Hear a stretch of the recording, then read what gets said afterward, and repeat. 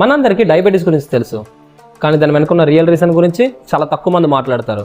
అదే ఇన్సులిన్. ఈ ఇన్సులిన్ గురించి ఇంకా బాగా అర్థం కావడానికి ఒక మంచి ఎగ్జాంపుల్ చెప్తా. మీ బాడీని ఒక సిటీలాగా ఇమాజిన్ చేసుకోండి. ఆ సిటీలో చాలా హౌసెస్ ఉంటాయి. ఆ houses me body cells, me muscles and me liver cells. ఇప్పుడు సపోజ్ మీరు ఫుడ్ తింటే లైక్ రైస్ ఆర్ ఫ్రూట్స్, అది బ్రేక్ అయ్యి మీకు గ్లూకోజ్ అండ్ ఎనర్జీ కింద చేంజ్ అవుతుంది.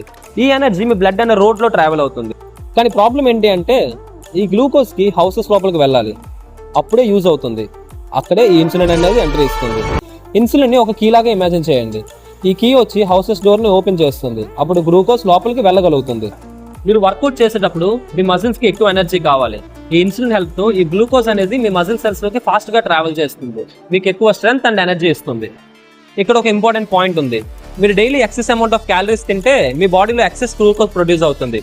ఈ గ్లూకోజ్కి వెళ్ళడానికి ప్లేస్ ఉండదు, ఎందుకంటే మీ muscle cells and liver cells అన్ని ఫుల్ అయిపోతాయి. అప్పుడే మీ బాడీ ఒక సపరేట్ ప్లేస్ని ప్రొడ్యూస్ చేస్తుంది. దాని పేరే ఫ్యాట్.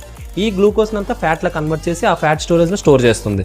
సో సింపుల్గా చెప్పాలి అంటే ఈ ఎక్సెస్ అమౌంట్ ఆఫ్ ఎనర్జీని మీ బాడీ ఫ్యాట్ కింద స్టోర్ చేస్తుంది, like me belly, thighs and other fat ఏరియాస్లో. సో ఇన్సులిన్ ఏం చేస్తుంది అంటే మీ గ్లూకోజ్ ఎటు వల్ల ఒక ప్రాపర్ వే అనేది చూపిస్తుంది. కానీ ఇక్కడ ప్రాబ్లం ఏంటి అంటే ఇన్సులిన్ వల్ల కాదు, మీరు తినే ఎక్సెస్ అమౌంట్ ఆఫ్ గ్లూకోజ్ వల్ల వస్తుంది. ఇక్కడ నుంచి 2 ఇంపార్టెంట్ టాపిక్స్ స్టార్ట్ అవుతాయి. One is insulin resistance and the other is insulin spike. Insulin spike అంటే ఏంటి, అది మంచిదా చెడ్డదా, అండ్ ఇన్సులిన్ రెసిస్టెన్స్ అంటే ఏంటి, అది అసలు ఎందుకు వస్తుంది, ఇవన్నీ నెక్స్ట్ పార్ట్ లో క్లియర్ గా బ్రేక్ డౌన్ చేస్తా. ఇన్సులిన్ అని కమెంట్ చేయండి, చేయకపోయినా చేస్తాను అనుకోండి.